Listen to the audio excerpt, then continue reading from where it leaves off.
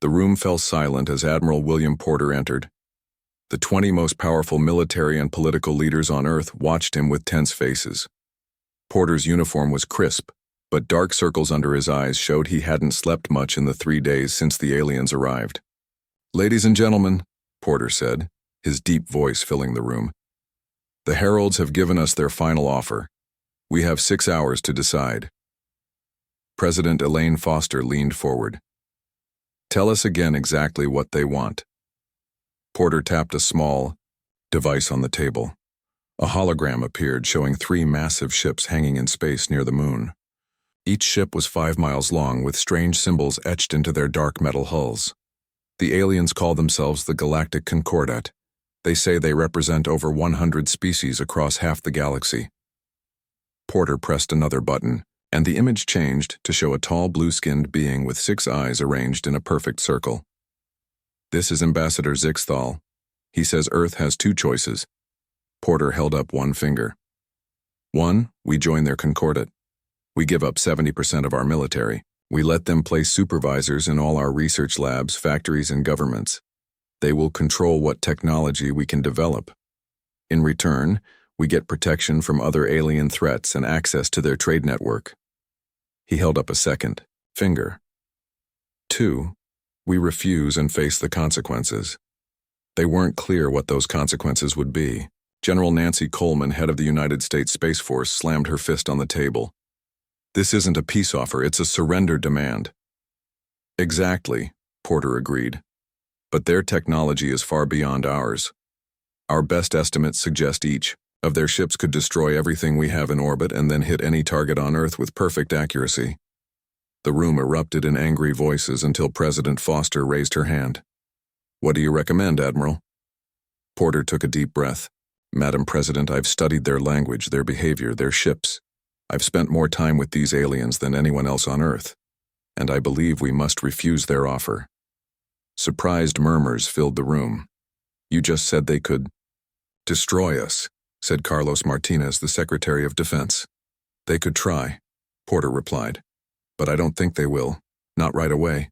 The Concordat values order above all else. They expect us to be reasonable and accept their protection. They don't understand humans." Dr. Olivia Wright, the top xenobiologist who had helped decode the aliens' language, stood up. She was short with curly hair and spoke with quiet confidence.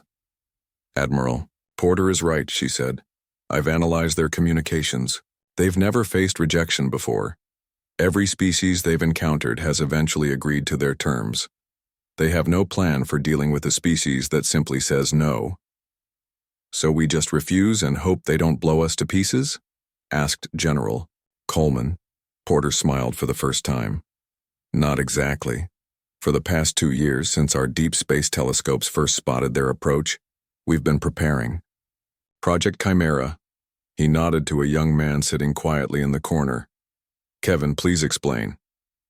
Kevin Chen, barely 30 years old and already leading the most secret technological project in human history, stepped forward. He looked nervous, but spoke clearly. "The Concordat believes their technology is far superior to ours, and in most ways they're right. But they've become complacent. They haven't faced a real challenge in thousands of years." Chen tapped on his tablet, and a new image appeared in the hologram. "We've been analyzing their communication signals since they entered our solar system. We found a pattern." The hologram showed complex waves and patterns that made little sense to most people in the room. Their ships, weapons, shields, everything runs on the same basic system, Chen continued. "We've developed a counter-program that can temporarily disable their systems. Not permanently, but enough to show them we're not helpless." President Foster looked skeptical. "And you're certain this will work?" "No," Chen admitted. "But we've tested it against everything we have that even remotely resembles their technology. It has a 78% chance of success." "And if it fails?" Martinez asked. "Then humanity goes down fighting instead of surrendering without a shot," General Coleman said firmly. President Foster stood up. The room went quiet again. She was not a tall woman, but she had a presence that commanded respect. "Admiral Porter, you know these aliens better than anyone. If we refuse their offer, what happens next?" Porter thought carefully before answering. They'll be shocked, then angry, then confused. They operate by rules and procedures developed over millennia. A species saying no isn't in their rule book. They'll need to consult their council. That will buy us time to deploy Chimera if needed. Foster nodded slowly. Very well. I've heard from all the world leaders. Most agree with your assessment, Admiral. She took a deep breath. Send the message. Earth respectfully declines the Concordate's offer. 3 hours later, Admiral Porter stood on the command deck of Space Station Alpha 7, the largest human structure in orbit. Through the wide viewport he could see Earth below, beautiful and blue. Lieutenant Susan Garcia worked at her console, preparing the communication link. They're hailing us again, Garcia said. The Concordate ambassador is demanding our answer. Porter straightened his uniform. Put them through. The large screen flickered and Ambassador Zixthal appeared. All 6 eyes blinked at once, a gesture Porter had learned meant impatience. Admiral Porter, the alien said, the Council has granted you excessive time for deliberation. 72 hours is more than sufficient for your species to recognize the benefits of our offer. What is your decision? Porter stood tall. Ambassador Zixthal, I am authorized to deliver Earth's response. We have carefully considered your proposal and must respectfully decline. Humanity will not surrender its independence or the right to determine its own future. All 6 eyes widened at once. Porter had never seen this expression before. This is unexpected, the ambassador said slowly. Perhaps there has been a misunderstanding. The Concordate offers protection. There is no misunderstanding, Porter interrupted firmly. We understand your offer perfectly, but humans would rather face the galaxy on our own terms than give up our freedom as the price for your protection. Admiral, you cannot understand the dangers. This discussion is over, Ambassador, Porter said. Please tell your council our decision. The screen went dark. Porter let out a breath he hadn't realized he was holding. They've cut the communication, Garcia reported. Their ships are not moving yet. Dr. Wright had been standing quietly nearby. Now she stepped closer to Porter. What do you think they'll do? I don't know, Porter admitted. No one knows. We're in uncharted territory now. Sir, Garcia called out. I'm detecting unusual energy readings from their ships. They might be preparing weapons. Or they might be talking to their leaders, Porter said. Send the alert to all Earth Defense Forces. Tell Chen to stand by with Project Chimera. He looked back at the alien ships hanging against the blackness of space. And now we wait. The next few hours would determine the fate of humanity. Porter felt the weight of it on his shoulders, but also a strange sense of pride. For the first time, humans were standing together, united against a threat from beyond the stars. Whatever happened next, Earth had made its choice. They would not kneel. High Counselor Vreen slammed his 3-fingered hand on the large crystal table. The liquid surface rippled, sending waves of blue light across the council chamber. Impossible, he shouted. No species has ever rejected our offer. These humans must be insane. The council chamber was huge, carved into the center of a giant asteroid that floated near the galaxy's core. 100 alien leaders sat around the circular table, each from a different world. Some looked almost human. Others were so strange they seemed impossible. Beings of light, creatures with multiple limbs, and even some that floated in special tanks of colored liquid. Ambassador Zixthal stood in the middle of the chamber. The tall blue alien's 6 eyes blinked nervously as angry voices filled the room. Silence, commanded Elder Kalnor. Unlike the other council members who appeared as holograms, the elder was physically present. This was rare and showed how serious the situation was. Elder Kalnur belonged to the Ascended Architects, one of the oldest species that had founded the Galactic Concordat millions of years ago. The room went quiet. The elder's body looked like dry tree bark twisted into a humanoid shape. When he moved, small flakes fell from his ancient form. Ambassador, the elder said slowly, explain exactly what happened. Zixthal's voice shook slightly. I delivered the standard offer as instructed. The humans listened, they asked questions, they requested time to consider. We granted them 3 of their days. He paused. Then their leader, Admiral Porter, declined our offer. He stated they would not surrender their independence. Did you explain the consequences? Asked Counselor Mirix, a snake-like being whose scales shifted colors as she spoke. I attempted to, but the human cut our communication, Zixthal replied. Cut communication? With the Concordat? Vreen was so angry that the red spots on his green skin were glowing. No one has ever dared. From a shadowed corner, a human figure stepped forward. The aliens turned to look at her with surprise. It was Overseer Patricia Bowman, the only human in the chamber. For 20 years, she had lived among the Concordat, as a secret observer, placed there by a small group of Earth leaders who had detected alien signals decades ago. Most humans had no idea she existed. If I may speak, Bowman said calmly. Vreen hissed. Your kind has insulted the Concordat. You should be. Let her speak. The elder interrupted. She may help us understand this unexpected response. Bowman nodded gratefully to the ancient being. You fundamentally misunderstand humans, she said. Throughout our history, we have fought and died for freedom. The very idea of surrendering our independence, even for protection, goes against everything we believe. But the Concordat offers safety, technology, trade, argued another counselor, a floating orb of swirling gases. All species eventually see the logic of joining us. Humans value freedom over safety, Bowman explained. In our history, many have chosen death over submission. Then they are irrational, Vreen shouted. Or perhaps, Elder Kalnur said softly, they have a different kind of rationality than we do. The council members looked at each other in confusion. The idea that a species might value freedom more than survival was completely new to them. For millions of years, the Concordat had expanded by offering protection to younger species. Not once had they been refused. What are the humans doing now? Asked Counselor Mirix. Ambassador Zixthal pressed some buttons on his wrist device. A hologram appeared in the center of the chamber, showing the Earth and the 3 Concordat ships. They have moved their primitive vessels into defensive positions, he reported. They are preparing for conflict. Then we shall give them conflict. Vreen stood up, his chair falling backward. We must make an example of these humans. Send the order to our ships. Destroy their space stations first, then target their military bases.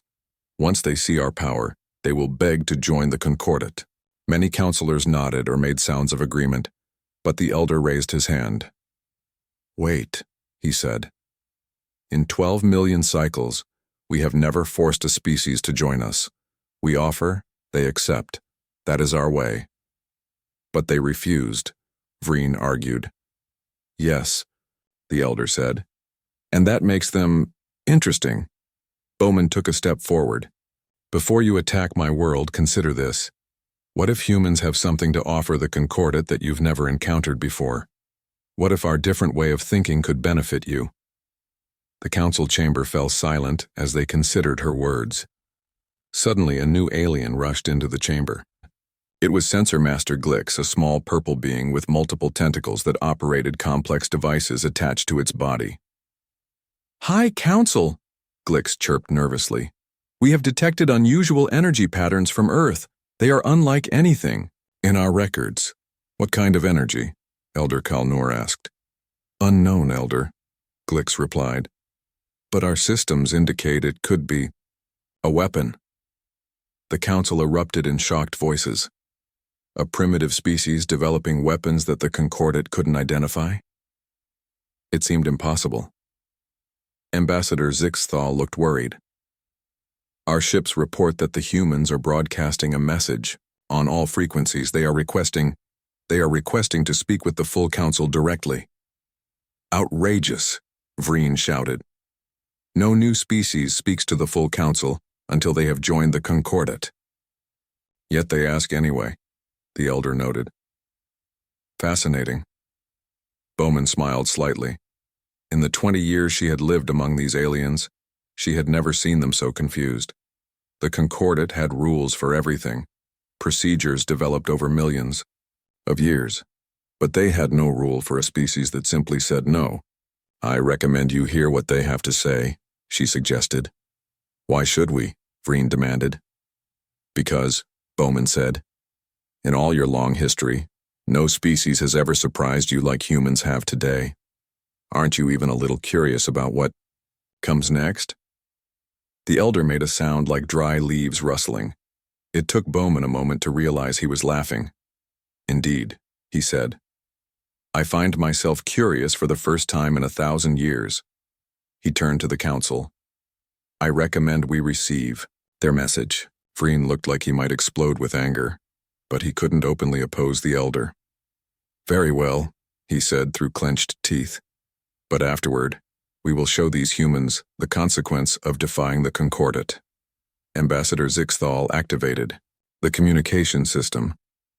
The hologram in the center of the room changed, showing Admiral Porter standing on the bridge of a human space station. "Greetings, Concordat Council," Porter said confidently. "I am Admiral William Porter of Earth. I understand our decision has caused some concern among your leaders." "Concern?" Vreen stepped forward. "You have insulted the Concordat. You will regret this decision when our ships reduce your cities to ash." Porter showed no fear. "Before you attack, we wish to show you something. A small demonstration of why threatening Earth might not be as simple as you believe." "What demonstration?" Mirix asked, her curiosity overcoming her anger. Porter smiled. "We've been studying your ship since they entered our solar system. Your technology is impressive, but not as mysterious as you think." He nodded to someone off-screen. "Kevin, activate Chimera." The hologram suddenly flickered. Throughout the council chamber, all systems momentarily went dark. The holograms of the council members vanished for 3 seconds before returning. The chamber's lights dimmed and then came back on. "What happened?" Vreen demanded, looking around in confusion. Sensor Master Glix was frantically working his controls. "Impossible! Some kind of energy pulse just passed through all Concordat systems, including this council chamber. It bypassed all our defenses." Porter's image remained steady in the hologram. "That was a small sample of Project Chimera.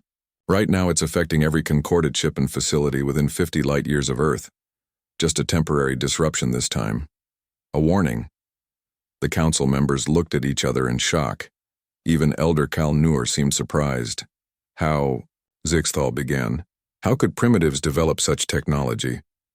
"We're full of surprises," Porter replied. "Now, would the council prefer to discuss a different kind of relationship with Earth? One based on mutual respect rather than submission?" Vreen was speechless for perhaps the first time in his long life. Elder Kal-Nur moved to the center of the chamber, his ancient eyes fixed on the human admiral. "It seems," the elder said slowly, "that we have much to learn about humans." In her corner, Overseer Bowman couldn't help but smile. The Concordat had existed for millions of years, unchanging and unchallenged, until today. Until humanity showed them that the galaxy might be a much more interesting place than they had thought. Captain Ryan Blackwood stood on the bridge of the Earth Defense Force vessel Defiance. His ship was small compared to the massive alien vessels, but he felt a surge of pride as he looked at his crew. They were scared, anyone would be, but they remained at their stations, ready to defend Earth. "Captain, incoming transmission from command," announced Lieutenant Heather Mills from her console. Her fingers moved quickly over the controls. "Admiral Porter is ordering all ships to prepare for Chimera Protocol." Blackwood nodded. "Put the Admiral on screen." The main view screen lit up, showing Admiral Porter's face. He looked tired, but determined. "Captain Blackwood, the Concordat Council has responded to our initial demonstration," Porter said. "As expected, they're in complete disarray. Some want to attack immediately. Others are curious about our technology."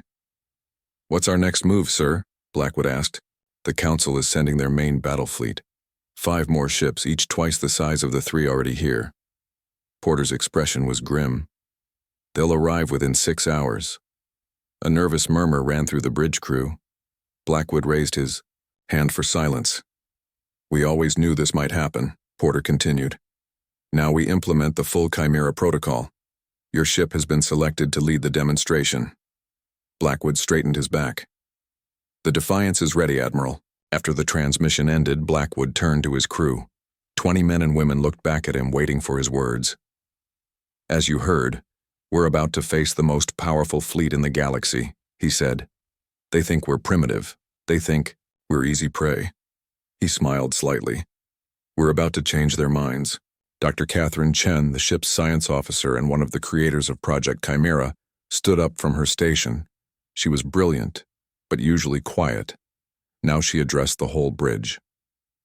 The Concordat has controlled space for millions of years because they believe their technology is superior, she said. But they've grown complacent. They use the same systems, the same codes, the same patterns. Project Chimera exploits this.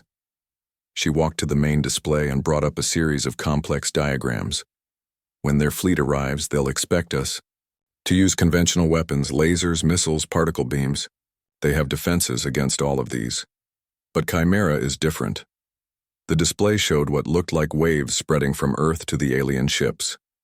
We'll send specially programmed quantum particles that can penetrate their shields, Chen explained. These particles will attach to their computer systems and temporarily take control. We won't harm them. We'll simply show them we could if we wanted to. And if it doesn't work? Asked Officer Dwayne Johnson from the weapons station. Then we fight the old-fashioned way, Blackwood replied. But it will work. I trust Dr. Chen and the Chimera team. The next 6 hours passed slowly. Earth's 50 defense ships formed a protective ring around the planet, supported by ground-based defense systems. They were hopelessly outmatched in terms of firepower, but humanity was not planning to fight a conventional battle. Concordat fleet detected entering the solar system, Mills announced. The tension on the bridge increased. Blackwood opened a channel to all Earth vessels. This is Captain Blackwood. Today we stand for Earth. Today we show the galaxy that humans will not bow to threats or intimidation. Hold your positions and prepare for Chimera activation on my mark. The massive alien ships appeared on their screens, 5 enormous vessels joining the 3 already there. They dwarfed the human ships. Each one was a city in space, housing thousands of Concordat personnel on the lead Concordat vessel. Supreme Commander Grelthaz prepared to teach the humans a lesson they would never forget. His species looked somewhat like Earth octopuses, but with a hard shell and 12 tentacles rather than 8. He had personally supervised the submission of 7 different species to the Concordat. Target their orbital stations first, he ordered his weapons officer. Once those are destroyed, target their ground defenses. We will show these primitives the price of defiance. Targeting systems locked, Commander, reported the weapons officer. Firing in 10 seconds. 9, 8, 7. Now, Blackwood ordered. Dr. Chen activated the Chimera protocol. From the surface of Earth and from each defending vessel, invisible pulses of quantum-entangled particles shot toward the alien ships. These particles, programmed to interface with any computational system they encountered, carried a simple message. On the lead Concordat vessel, the countdown stopped. The weapons officer pressed his controls, but nothing happened. What's happening? Demanded Commander Grelthaz. Unknown, Commander. All systems are not responding. The weapons officer frantically tried to restore control. Throughout the ship, screens flickered. Then on every display, the same message appeared in the Concordat's own language. We could have shut down your life support. We chose not to. This is both a demonstration of our capability and our restraint. Similar messages appeared on all 8 Concordat vessels. At the same time, the quantum particles transmitted detailed schematics of each alien vessel to Earth's defenders, including vulnerabilities that the aliens had believed were unknown to any but themselves. In the council chamber, now linked via emergency communication to the invasion fleet, panic spread. The council members watched as their mighty warships floated helplessly in space, completely under human control. Impossible! High Counselor Vreen shouted. How could primitives do this? Our technology is millions of years beyond theirs. Elder Kalnur watched the events unfold with great interest. Perhaps, he said quietly, we have underestimated these humans. Overseer Bowman stepped forward. You've all made the same mistake. You judged humanity by our visible technology, our ships, our weapons, but Earth's true strength has always been innovation and adaptation. On the bridge of the Defiance, Captain Blackwood watched as the alien fleet hung motionless in space. Dr. Chen, how long can we maintain control? He asked. About 10 minutes with this level of control, she replied. After that, their systems will start to recover. Blackwood nodded. Open a channel to Commander Grelthaz. The screen showed the alien commander, his tentacles writhing in anger. What have you done to my ships? Grelthaz demanded. We've demonstrated that your technology isn't as superior as you thought, Blackwood replied calmly. Right now we control your weapons, your engines, your life support systems, everything. This is impossible. You are primitives. Yet here we are. Blackwood smiled. We're sending you complete schematics of your own vessels, including weaknesses. Your engineers missed or covered up. Consider it a gift. The alien commander's eyes widened as he saw the data appearing on his screens. How did you obtain this information? The same way we took control of your ships, Blackwood explained. Your entire Concordat uses standardized systems that haven't changed in thousands of years. Once we understood the pattern, the rest was simple. You will regret this, Grelthaz threatened. The full might of the Concordat? Stop, Blackwood interrupted. Let me be very clear. We don't want war with the Concordat. We simply want to be treated as equals, not subjects. We want trade and cultural exchange, not submission. He leaned forward. But know this. If you attack Earth again, we will not be as merciful. The Chimera Protocol can do much more than take temporary control of your ships. In the council chamber, Elder Kalnur turned to his fellow counselors. I believe we should reconsider our approach to humans. You can't be serious, Vreen protested. They have insulted and humiliated the Concordat. No, the elder said. They have shown us something we have not seen in millions of years, a truly new perspective. A species with the courage to say no to us, and the innovation to back it up. Overseer Bowman couldn't hide her smile. I've lived among you for 20 years, she said to the council. In all that time, you've never changed your methods or questioned your assumptions. Perhaps it's time you did. Back on the Defiance, Dr. Chen looked up from her console. Captain, the Chimera control is starting to weaken. We'll lose our hold on their systems in about 2 minutes. Blackwood nodded and turned back to the alien commander on the screen. We're about to release control of your vessels, Commander Grelthaz. What happens next is up to you. You can attack and start a war that will cost both sides dearly, or you can return to your council and suggest a new kind of relationship with Earth. The alien commander was silent for a long moment. Then he said, You could have destroyed us, but you didn't. Why? Because that's not who we are, Blackwood replied simply.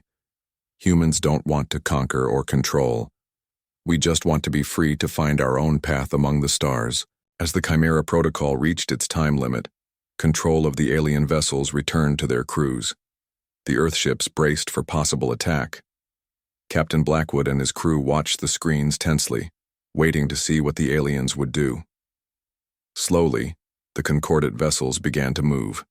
But instead of attacking, they were turning away from Earth. They're leaving, Mills reported, surprise in her voice. No, Blackwood corrected her. They're regrouping.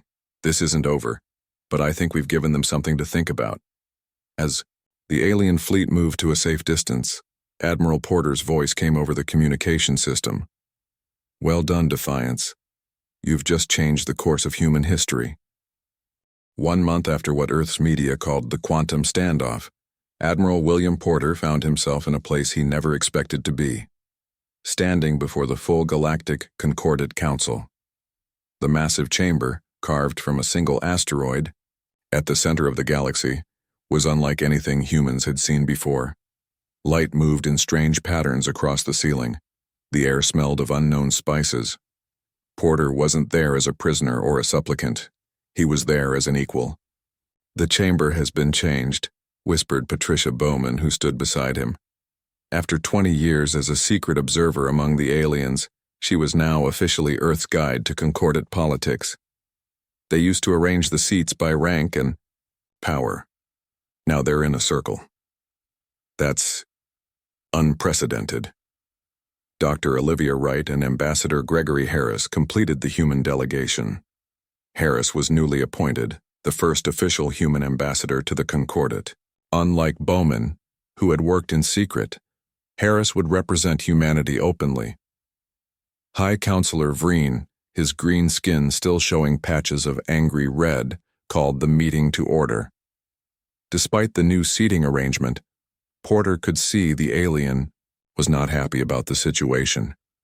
"We have reviewed the events at Earth," Vreen announced, his voice stiff with barely controlled anger.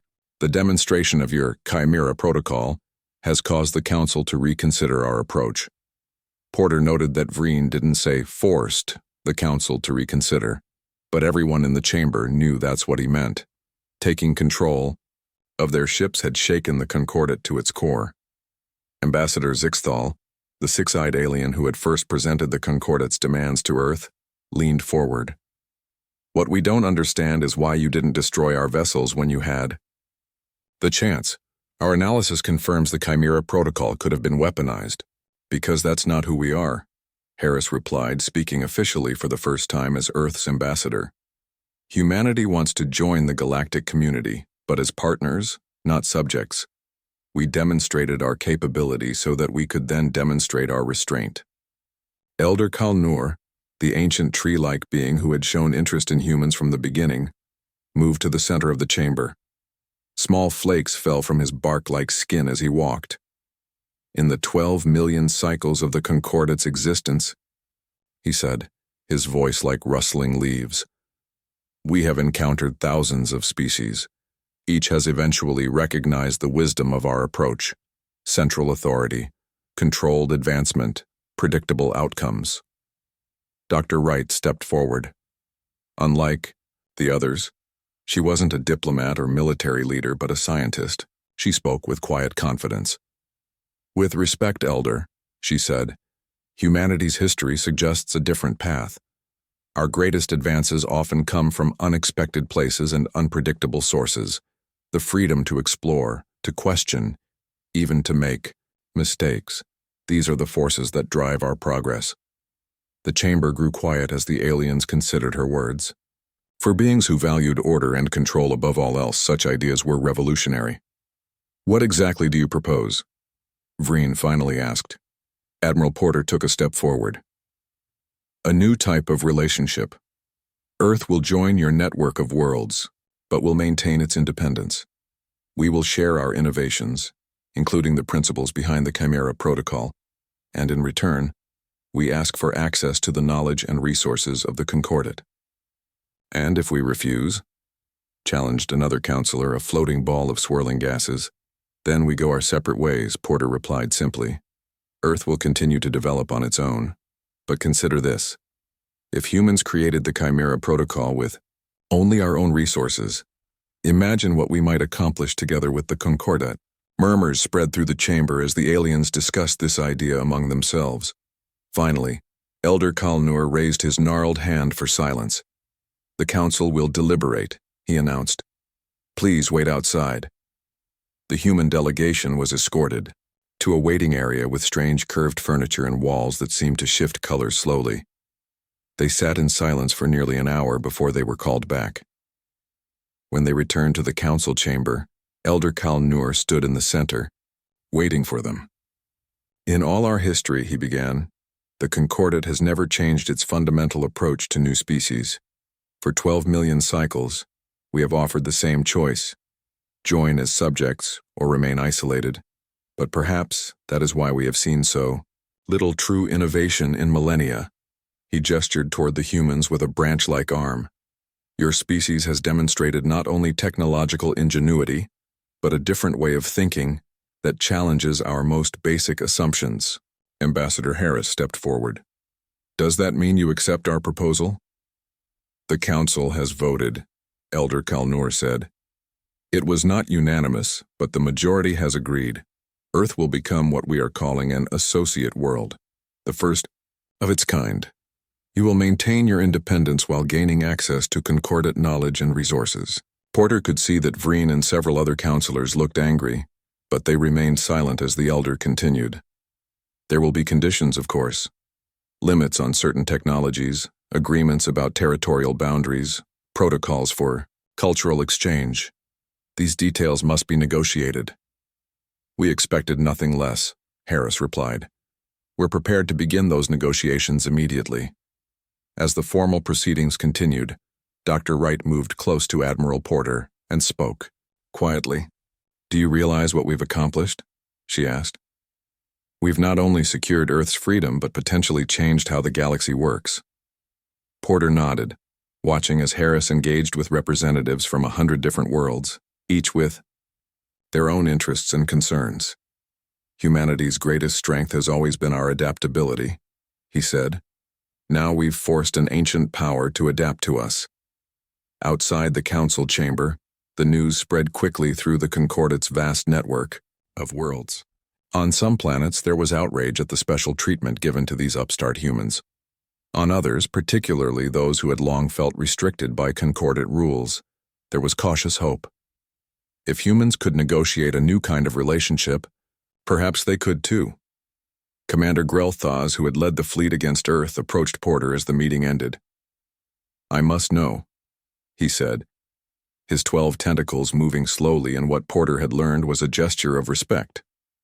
How did you develop the Chimera Protocol? Our engineers are still trying to understand how it penetrated our defenses. Porter smiled.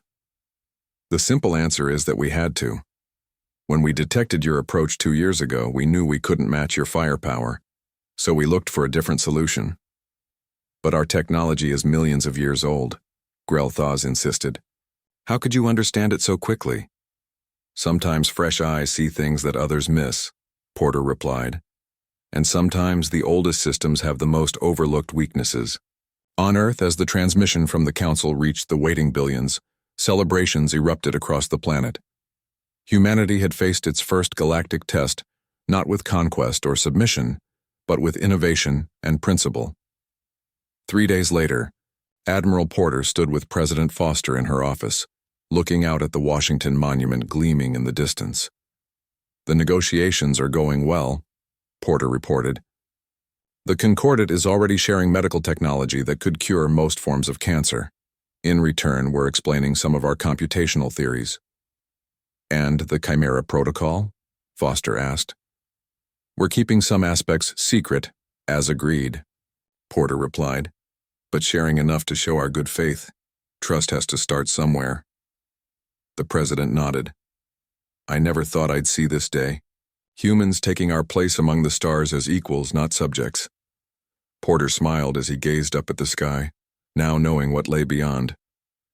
We came to the stars to find our place, he said quietly.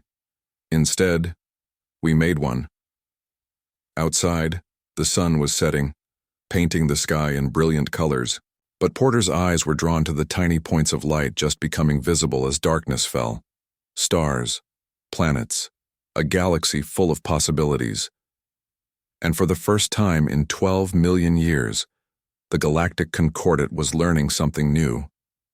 They were learning that the universe was a much more interesting place than they had imagined, a place where even a young species from a small blue planet could change the course of galactic history with one simple, powerful word: no.